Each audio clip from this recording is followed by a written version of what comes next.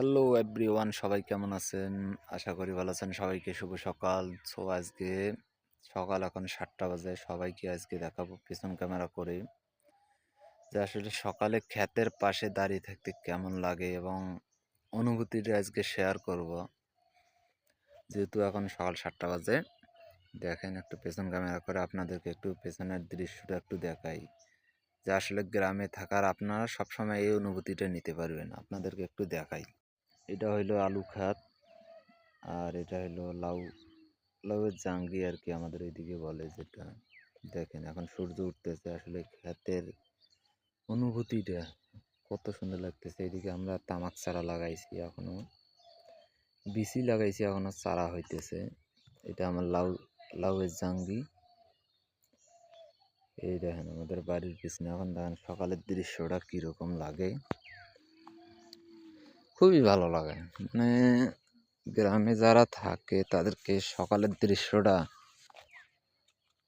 উপভোগ করতে পারে। মনে করেন সকাল সকাল উঠলে মনে করেন এই সূর্য উঠার দৃশ্যটা গ্রামের একটা দৃশ্য।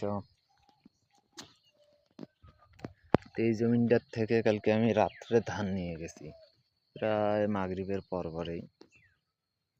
তো এটা আজকে চাষ করব তামাক লাগানোর জন্য। তো আজকে চাষ করবো, কিন্তু তামাক চাষ করা হালাল না হারাম এটা কিন্তু আমি আজ পর্যন্ত জানি না। তবে আমি এবার লাগাবো, কিন্তু আমি তবে ইউটিউবেও সার্চ দেই নাই, কোনো জায়গায় এখনও সার্চ দেয় নাই যে তামাক লাগানো কি হালাল না হারাম, এখনও শুনি নাই কোনো বক্তার কাছেও। তবে আমি চেষ্টা করবো, যদি হারাম হয় এবারে চাষ করলে আর পরবর্তী থেকে আর চাষ করবো না, যেহেতু বিচি অনেক চারা করে ফেলছি, এই জন্য লাগাবো।